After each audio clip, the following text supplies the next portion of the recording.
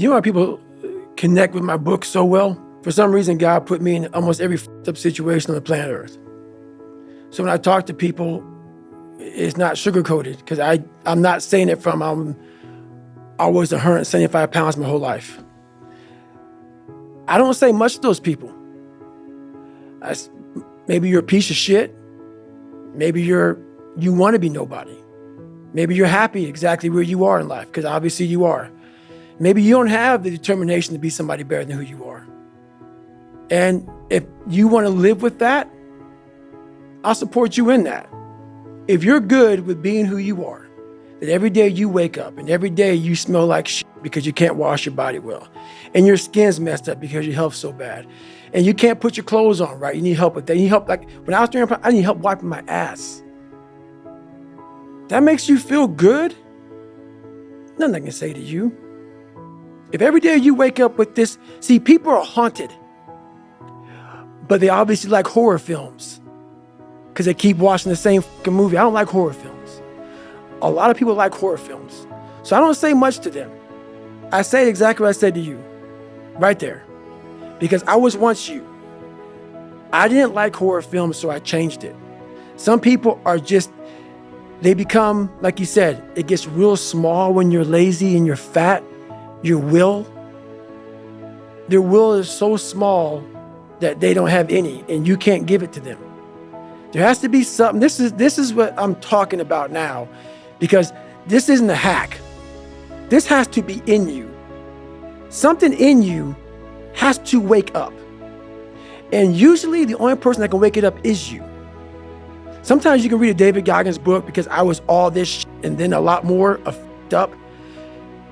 But if you don't have a little flame, just barely, you're done. I can't light it for you. And that's the harsh reality of this life that I want to get across so fucking bad. You can watch me, you can watch you, you can watch fucking Rogan and Cameron Haynes, all these motherfuckers. You can go to Tony Robbins's fucking bullshit, all this shit. You do all this shit.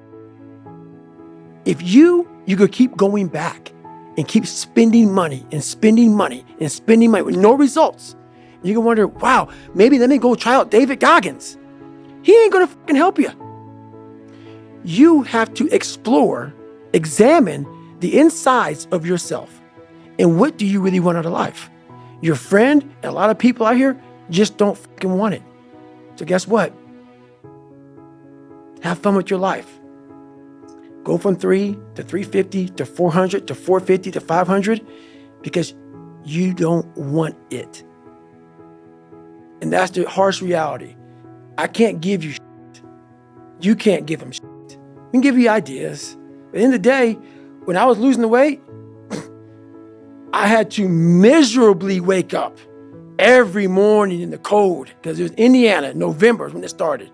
I was miserable. This is your new life. Take it or leave it. There's no happiness about it. There's no peace behind it.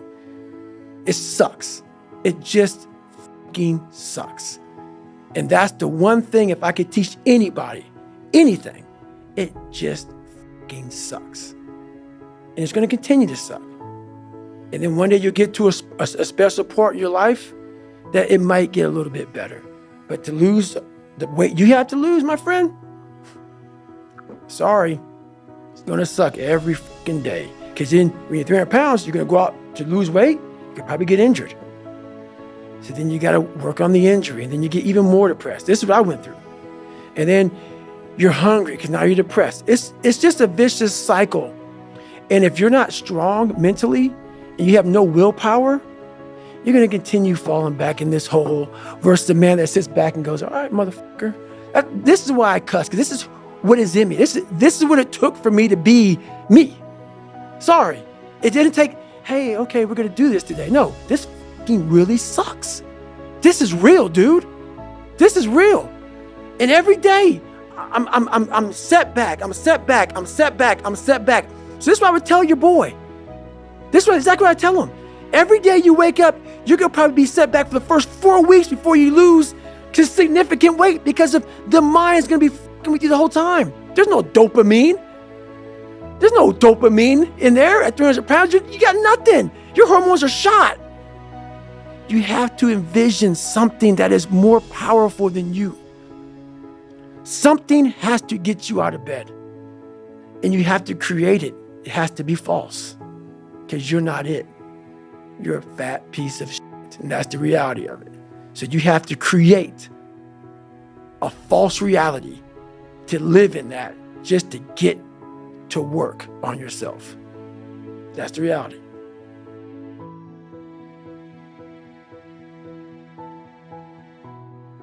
In pararescue training, water confidence is part of the 10-week program, and it's filled with specific evolutions designed to test how well we perform in the water under stress.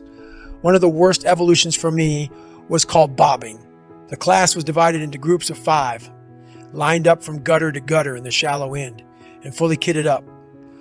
Our backs were strapped with twin 80s made from galvanized steel, and we wore 16-pound weight belts too. We were loaded the f*** down, which would have been fine, except in this evolution, we weren't allowed to breathe from those tanks.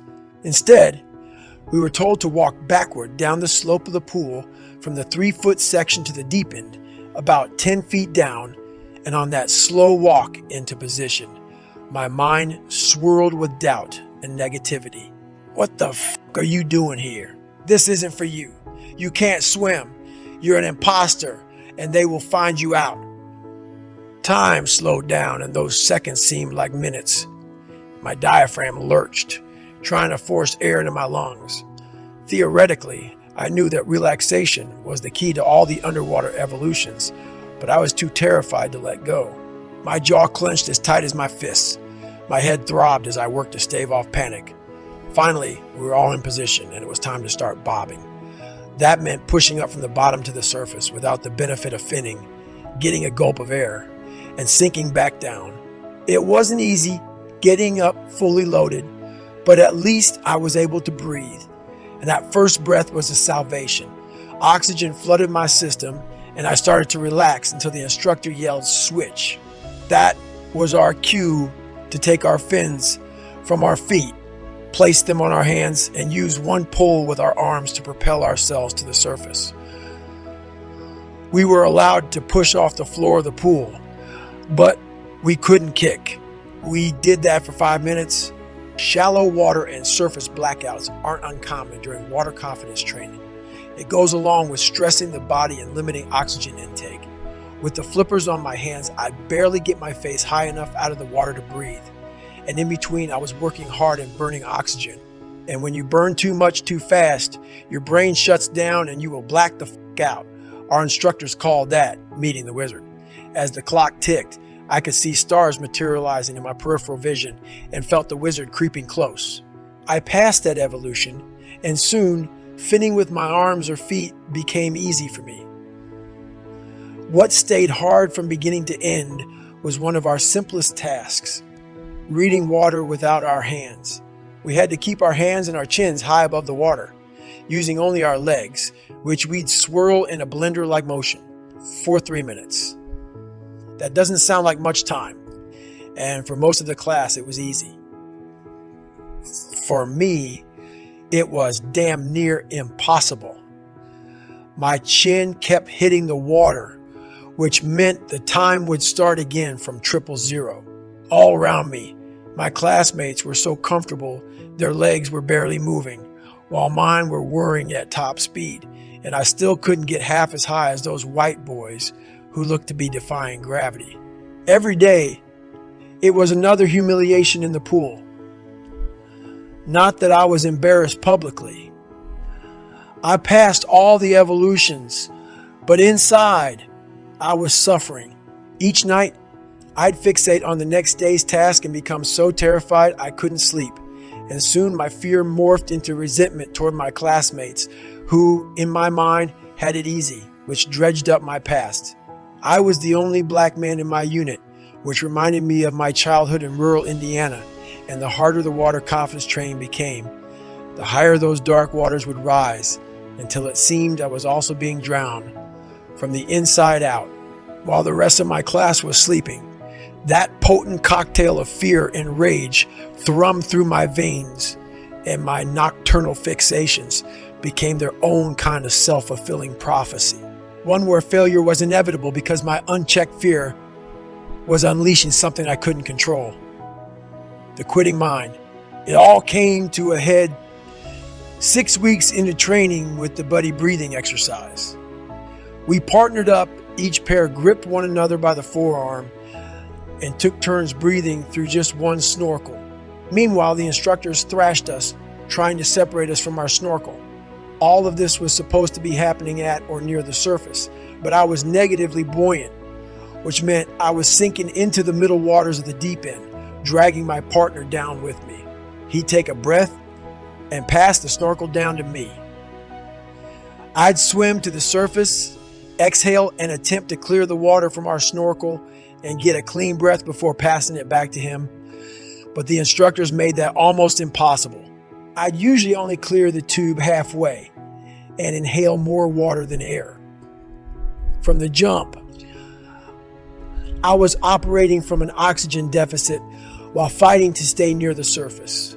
In military training, it's the instructor's job to identify weak links and challenge them to perform or quit. And they could tell I was struggling. In the pool that day, one of them was always in my face, yelling and thrashing me while I choked, trying and failing to gulp air through a narrow tube to stave off the wizard. I went under and remember looking up at the rest of the class, splayed out like serene starfish on the surface. Calm as can be, they passed their snorkels back and forth with ease while I fumed. I know now that my instructor was just doing his job, but back then I thought, this fucker's not giving me a fair shot. I passed that evolution too, but I still had 11 more evolutions and 4 more weeks of water confidence training to go. It made sense. We would be jumping out of airplanes over water. We needed it. I just didn't want to do it anymore. And the next morning, I was offered a way out I hadn't seen coming. Weeks earlier, we'd had our blood drawn during a med check, and the doctors discovered I carried the sickle cell trait. I didn't have the disease, sickle cell anemia, but I had the trait, which was believed at the time to increase the risk of sudden exercise-related death due to cardiac arrest. The Air Force didn't want me dropping dead in the middle of an evolution and pulled me out of training on the medical. I pretended to take the news hard, as if my dream was being ripped away. I made a big fucking act of being pissed off, but inside I was ecstatic. Later that week, the doctors reversed their decision. They didn't specifically say it was safe for me to continue, but they said the trait wasn't yet well understood and allowed me to decide for myself. When I reported back to training, the master sergeant informed me that I'd missed too much time and that if I wanted to continue, I would have to start over from day 1, week 1. Instead of less than 4 weeks, I'd have to endure another 10 weeks of the terror, rage, and insomnia that came with water confidence. These days, that kind of thing wouldn't even register on my radar. You tell me to run longer and harder than everyone else just to get a fair shake, I'd say, roger that, and keep moving. But back then, I was still half-baked. Physically, I was strong, but I was not even close to mastering my mind. The master sergeant stared at me, awaiting my response. I couldn't even look him in the eye when I said, "You know what, Master Sergeant, the doctor doesn't know much about this sickle cell thing, and it's bothering me." He nodded, emotionless, and signed the papers, pulling me out of the program for good. He cited sickle cell, and on paper, I didn't quit, but I knew the truth. If I had been the guy I am today, I wouldn't have given 2 fucks about sickle cell. I still have the sickle cell trait. You don't just get rid of it. But back then an obstacle had appeared and I'd folded.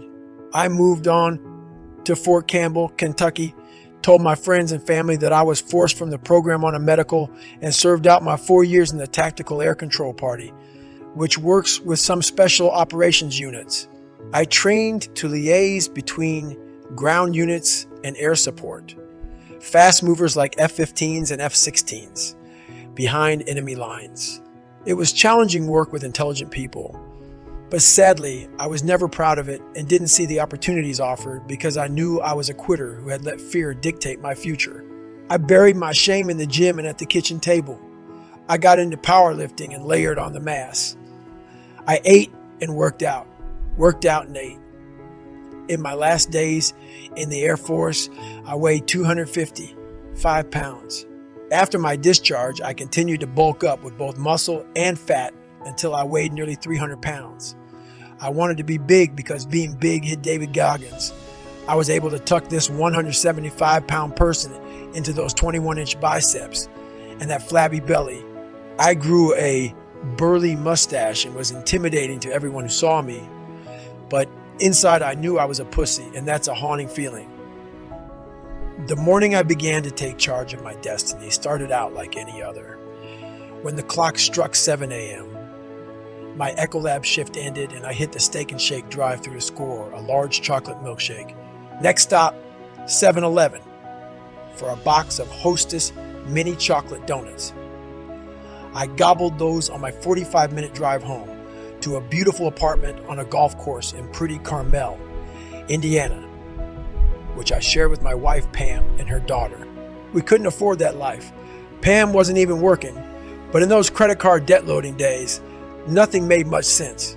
I was doing 70 on the highway, mainlining sugar and listening to a local classic rock station when the sound of silence poured from the stereo. Simon E. Garfunkel's words echoed like truth. Darkness was a friend indeed.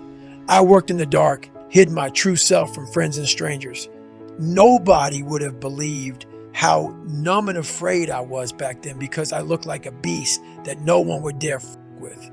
But my mind wasn't right, and my soul was weighed down by too much trauma and failure. I had every excuse in the world to be a loser and used them all.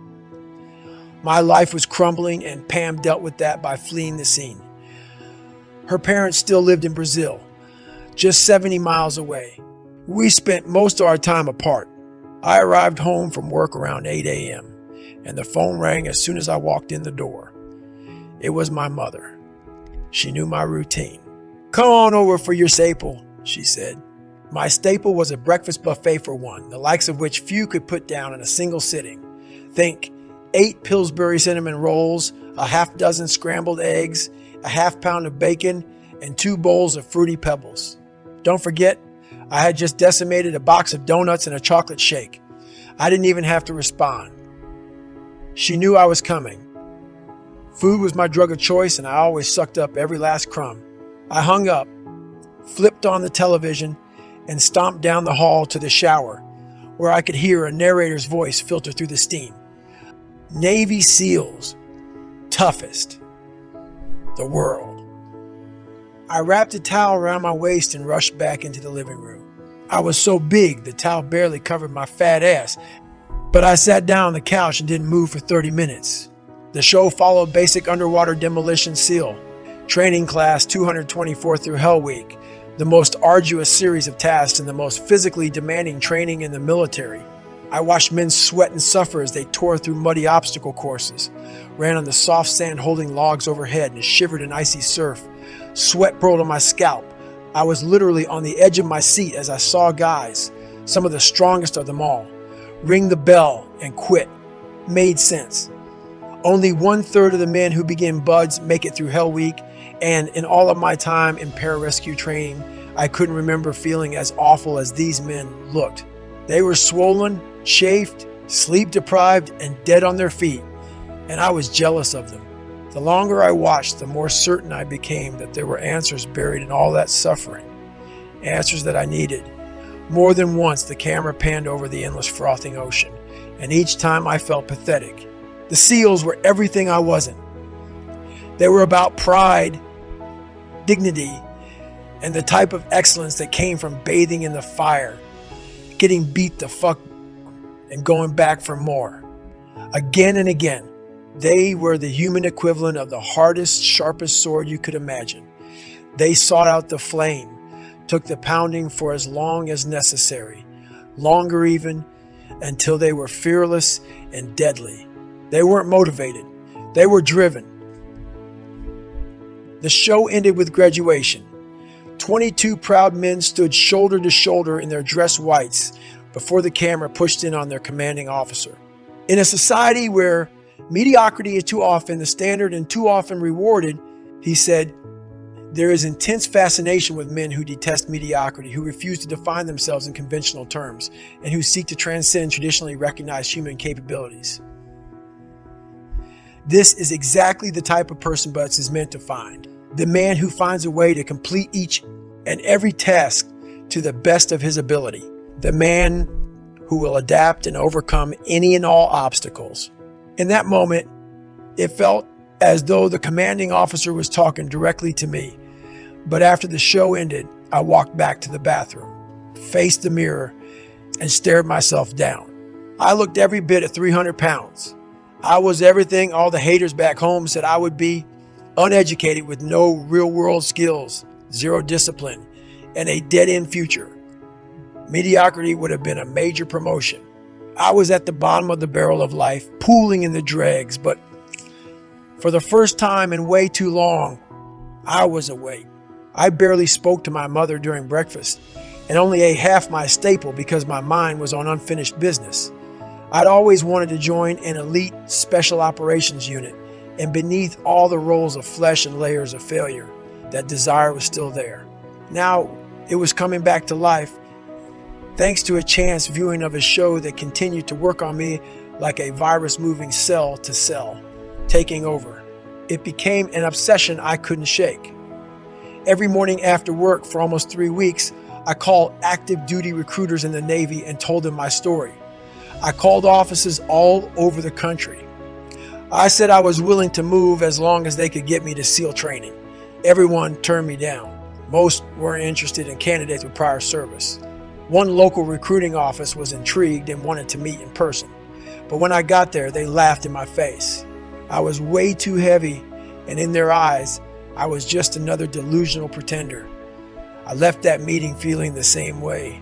After calling all the active duty recruiting offices I could find, I dialed the local unit of the Naval Reserves and spoke to Petty Officer Stephen Shaljo for the first time.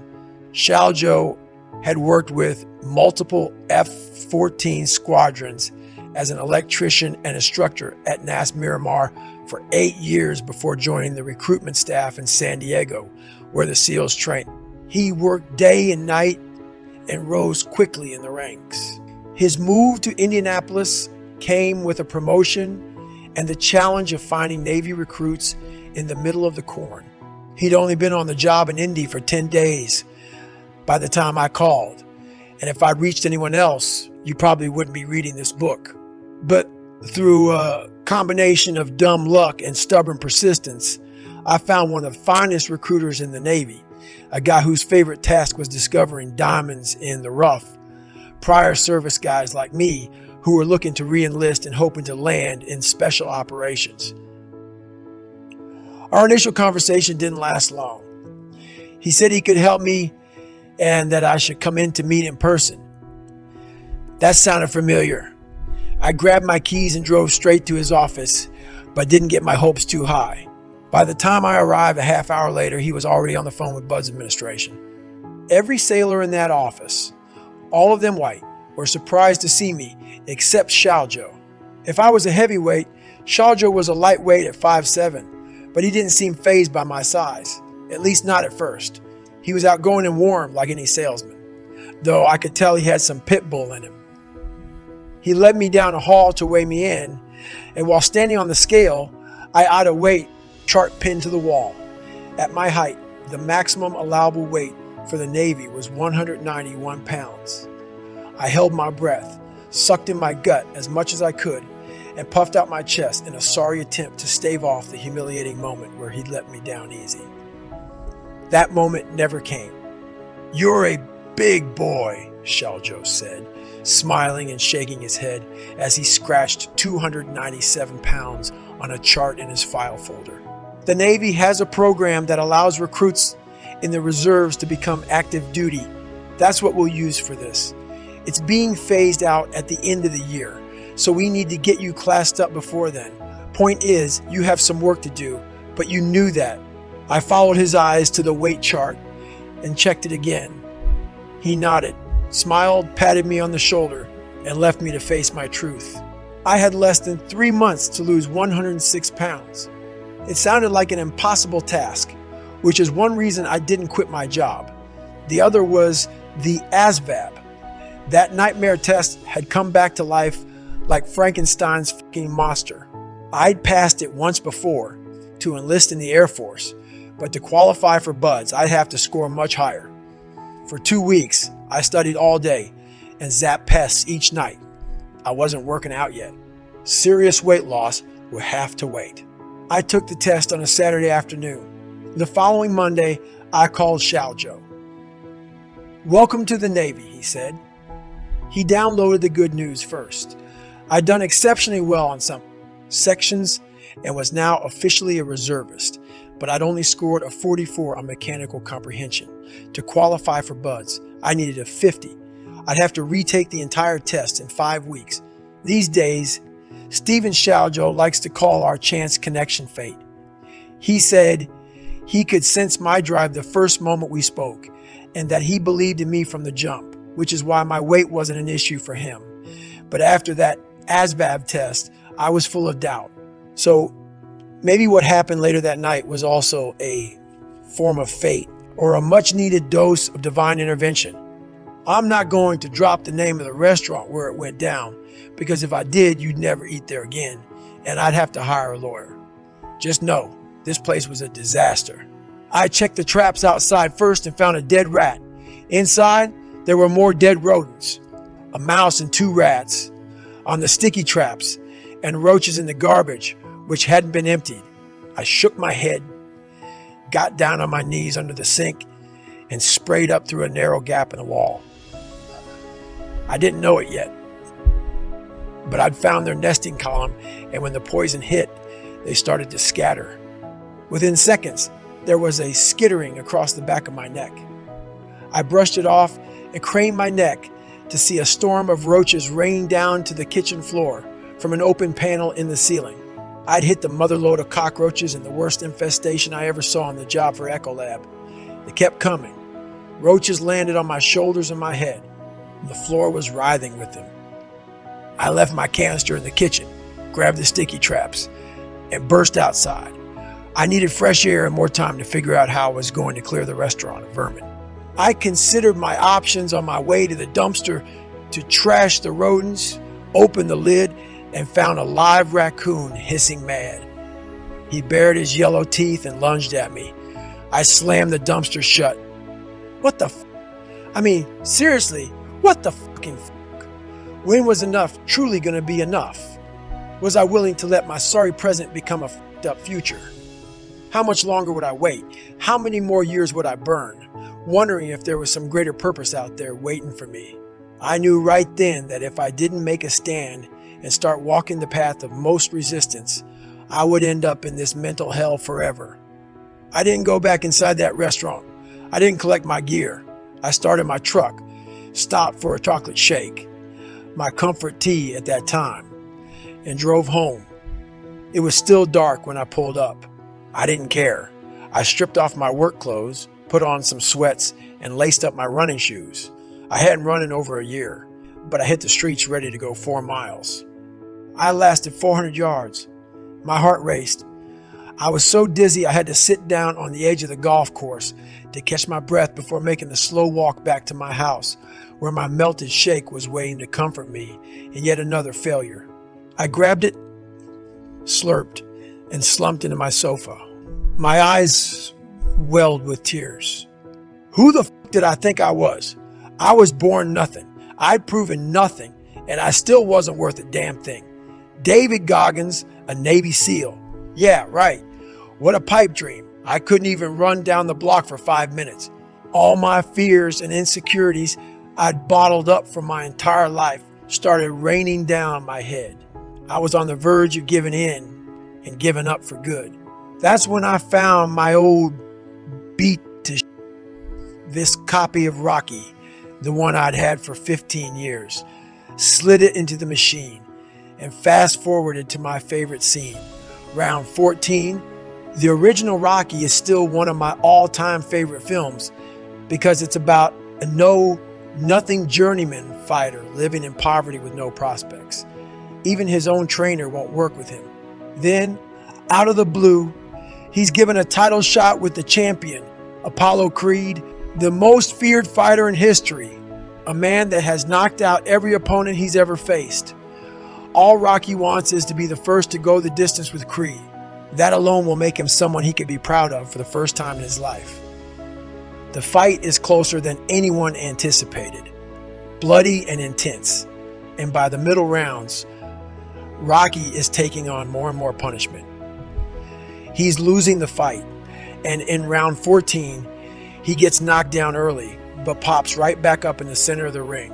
Apollo moves in, stalking him like a lion. He throws sharp left jabs, hits a slow-footed Rocky with a staggering combination, lands a punishing right hook and another. He backs Rocky into a corner. Rocky's legs are jelly. He can't even muster the strength to raise his arms in defense. Apollo slams another right hook into the side of Rocky's head, then a left hook and a vicious right-handed uppercut that puts Rocky down. Apollo retreats to the opposite corner with his arms held high, but even face down in that ring, Rocky doesn't give up. As the referee begins his 10 count, Rocky squirms toward the ropes. Mickey, his own trainer, urges him to stay down, but Rocky isn't hearing it. He pulls himself up to one knee, then all fours. The referee hits 6 as Rocky grabs the ropes and rises up. The crowd roars, and Apollo turns to see him still standing. Rocky waves Apollo over. The champ's shoulders slump in disbelief. The fight isn't over yet. I turned off the television and thought about my own life. It was a life devoid of any drive and passion, but I knew if I continued to surrender to my fear and my feelings of inadequacy, I would be allowing them to dictate my future forever. My only other choice was to try to find the power in the emotions that had laid me low, harness, and use them to empower me to rise up, which is exactly what I did. I dumped that shake in the trash, laced up my shoes, and hit the streets again. On my first run, I felt severe pain in my legs and my lungs at a quarter mile. My heart raced and I stopped. This time I felt the same pain. My heart raced like a car running hot, but I ran through it and the pain faded. By the time I bent over to catch my breath, I'd run a full mile. That's when I first realized that not all physical and mental limitations are real, and that I had a habit of giving up way too soon. I also knew that it would take every ounce of courage and toughness I could muster to pull off the impossible. I was staring at hours, days, and weeks of nonstop suffering. I would have to push myself to the very edge of my mortality. I had to accept the very real possibility that I might die, because this time I wouldn't quit, no matter how fast my heart raced and no matter how much pain I was in. Trouble was, there was no battle plan to follow, no blueprint. I had to create one from scratch. The typical day went something like this. I'd wake up at 4:30 a.m., munch a banana, and hit the ASVAB books. Around 5 a.m., I'd take that book to my stationary bike where I'd sweat and study for 2 hours. Remember, my body was a mess. I couldn't run multiple miles yet, so I had to burn as many calories as I could on the bike. After that, I'd drive over to Carmel High School and jump into the pool for a 2-hour swim. From there, I hit the gym for a circuit workout that included the bench press, the incline press, and lots of leg exercises. Bulk was the enemy. I needed reps, and I did 5 or 6 sets of 100 reps each. Then it was back to the stationary bike for 2 more hours. I was constantly hungry. Dinner was my one true meal each day, but there wasn't much to it.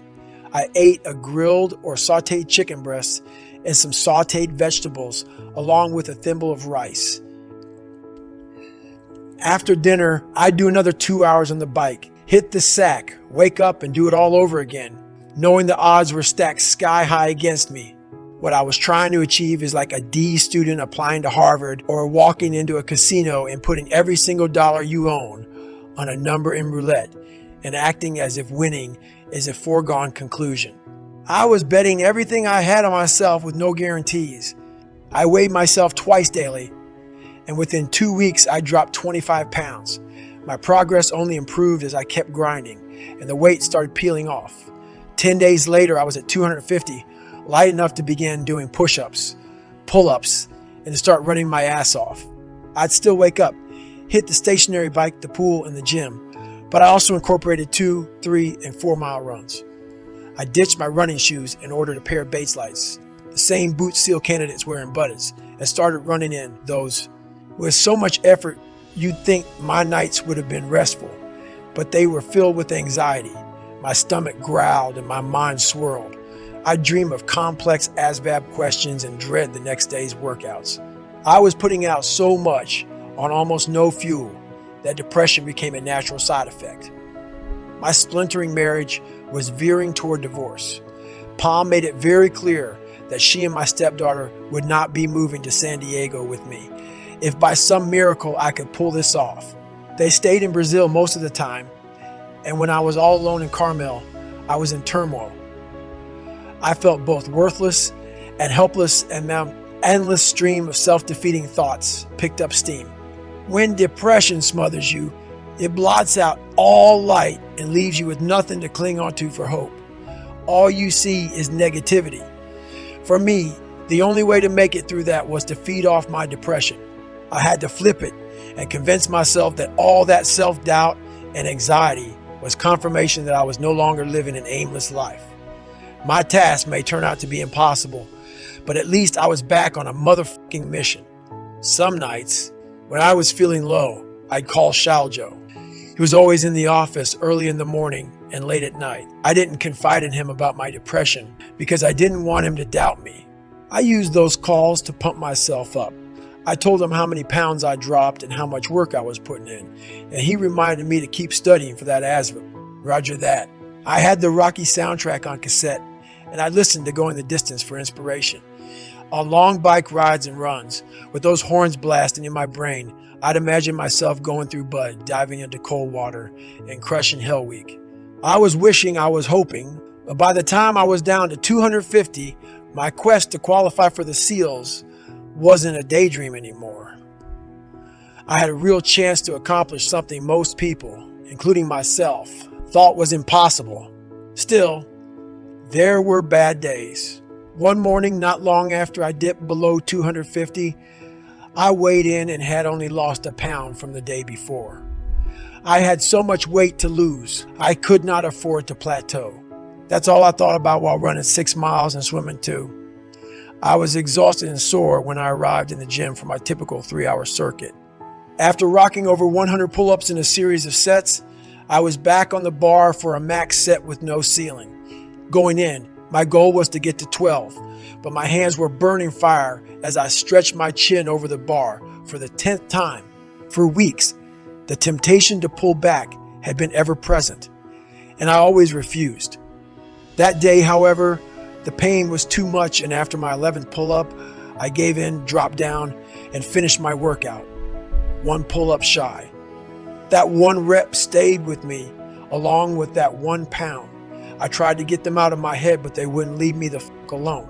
They taunted me on the drive home and at my kitchen table while I ate a sliver of grilled chicken and a bland baked potato. I knew I wouldn't sleep that night unless I did something about it, so I grabbed my keys.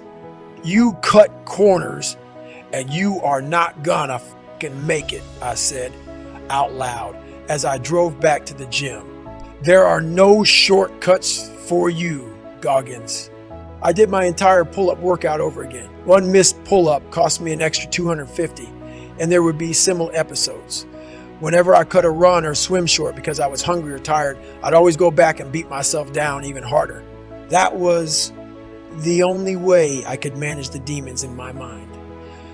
Either way, there would be suffering. I had to choose between physical suffering in the moment and the mental anguish of wondering if that 1 missed pull-up, that last lap in the pool, the quarter mile I skipped on the road or trail, would end up costing me an opportunity of a lifetime. It was an easy choice. When it came to the SEALs, I wasn't leaving anything up to chance. On the eve of the ASVAB, with 4 weeks to go before training, making weight was no longer a worry.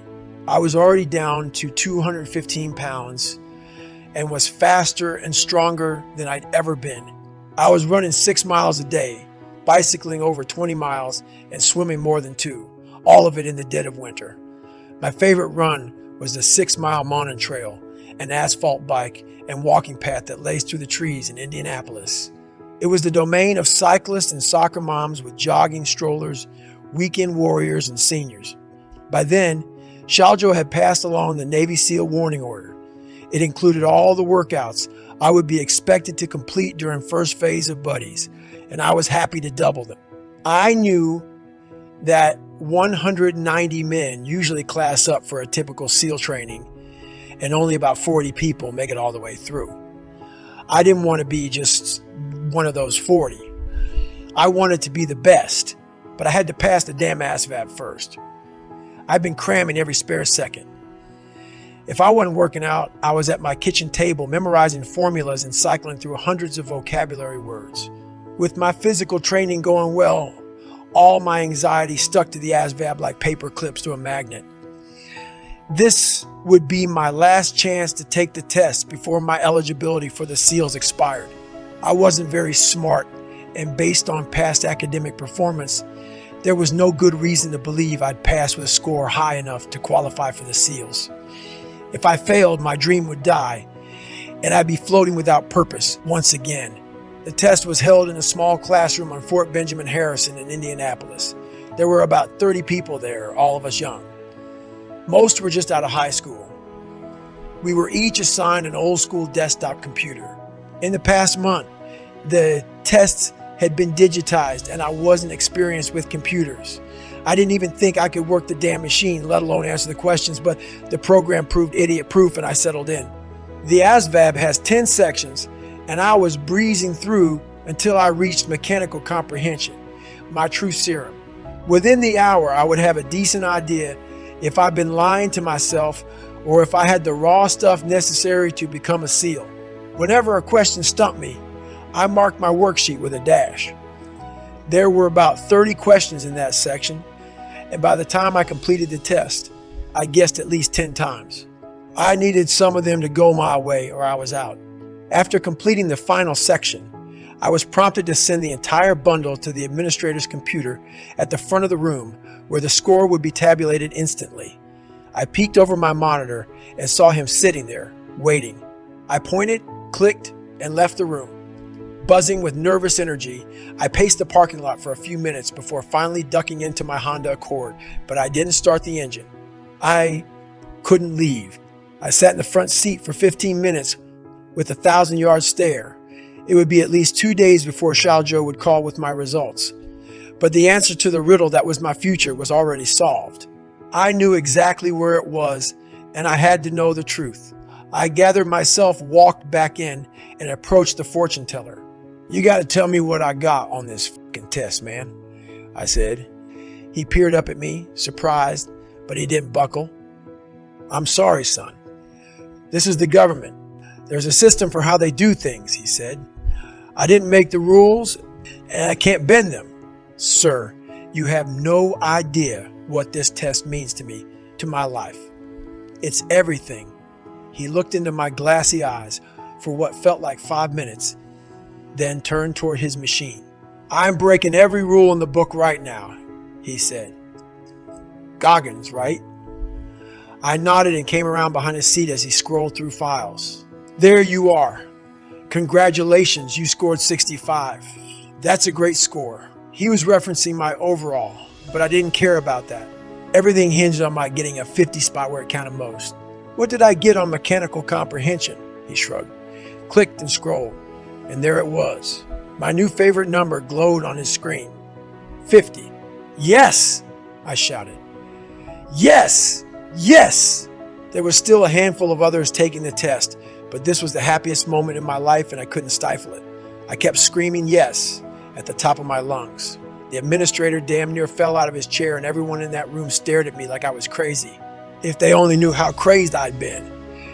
For 2 months, I dedicated my entire existence to this one moment, and I was damn well going to enjoy it. I rushed to my car and screamed some more. On my drive home, I called my mom.